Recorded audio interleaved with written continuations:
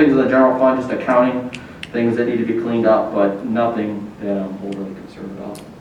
Going forward, if it is a situation like that, whether it's COVID or a thing that happened, do you have anything set aside in the budget for that going forward? Whether it be a 4-week, 10-week? Well, we have $1 million in fund balance, so I mean we always got that, and I have not touched that in my 4 years here. And there's always we always tend to budget very conservatively at the budget, so we usually tend to every year revenues over expenditures at the end of the year usually tend to be a little bit better. So I think right now if something happens, I think we can cover. Okay. All right. Any other questions on that?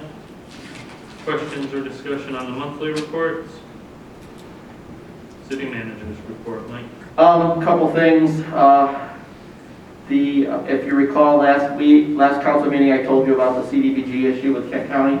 I did send that letter, and I think I squared that all away. So we'll be working towards a July 1 beginning of that project on Amity Street. So we should be good.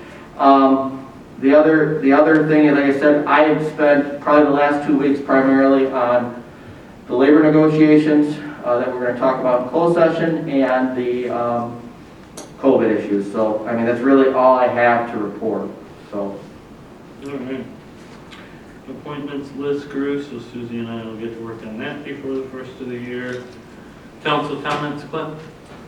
Going to sound like a broken record, but it seems to be an ongoing issue. People are concerned why there were no limits placed on the number of adult use marijuana shops.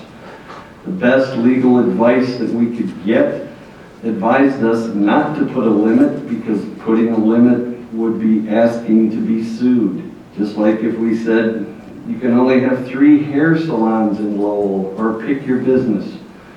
Do I want to see 20 pot stores in Lowell? No, I don't. But I don't think that's going to happen. I think the market's going to balance itself out. If we end up getting 5 or 6 to begin with, I don't see how they could last, especially now that Grand Rapids is loosening their belt a little bit. There's 1 in Ionia, or maybe there's 2 in Ionia. I know there's 1. They just approved, well, they have medical, but Ionia just approved recreational, so did Cedar Springs and Greenville. Greenville hasn't finalized it, but it looks like they're moving towards it. Okay. So I just want to keep reminding people that's why we didn't put a limit or do a lottery system, because our attorney who specializes in recreational marijuana said you'd just be asking to be sued if you did that. Thank you. A couple other things just to add to that, Cliff. The ordinance we have in place is a very solid ordinance. Our ordinance is being modeled in a lot of other communities that are allowing for it, because we do have a very restrictive ordinance. They have to meet, basically they have to be able to meet capitalization requirements just to even operate. And the standards that we have put in place they have to meet them. If they don't meet them, they lose their license. It's that simple. And, I understand the concern, but there are a lot of protections in place for the city that if something bad happens, we can address it very quickly. And on that subject, has there been any, a lot of people are afraid that marijuana shops are attracting criminal elements and we're going to have, I don't know, knife fights in the parking lot or something. Has there been any kind of incident? To my knowledge to date, we've had 3 calls to Matt's Cafe since they opened in the beginning of March. And 2 of them were car accidents, and 1 of them was an employee issue. And I know it's not my turn, but that's why we opted into recreational and not to medical, is because it allowed us so much control and protection and ability to set the rules.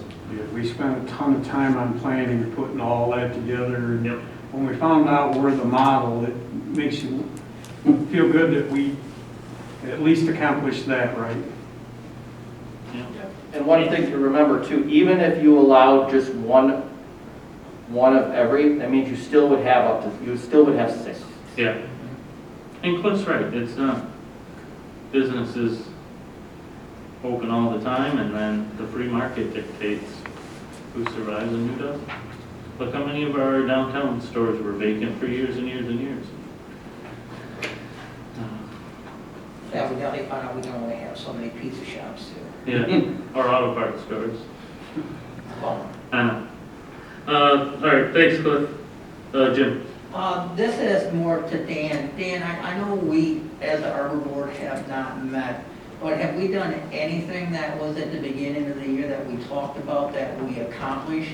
Planting trees, looking at trees, deciding on things like that. I don't remember it all right offhand, but I really should have followed up sooner than that. I'll give you some warning, so maybe you can tell us next meeting. I can look into that. We haven't done a whole lot with that Right, yeah. because of everything that took place in the spring now Exactly, yeah. and then with manpower and all, so. And it looked like there were some things we looked at, we were going to try to get accomplished this year, but like I said, the board hasn't met, so I'm sorry, I just don't know.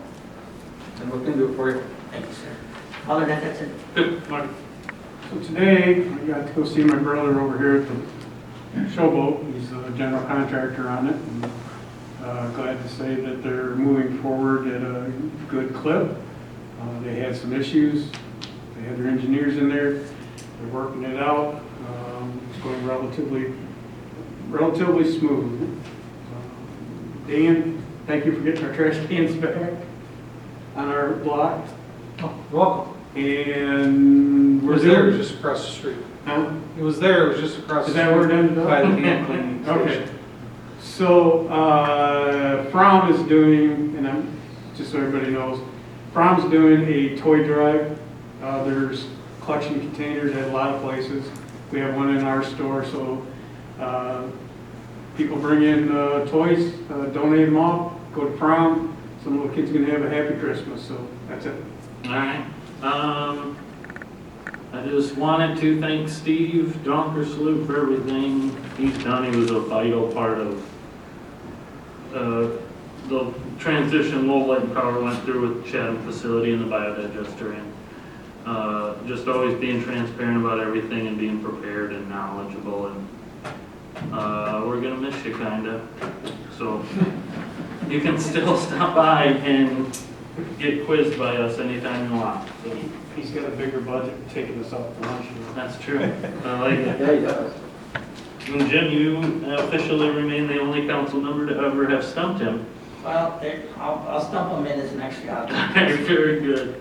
Motion to go into closed session for the purpose of discussing labor negotiations. I'll make that support. Marty? I'll support his support. And Cliff? Motion and a second. Susie?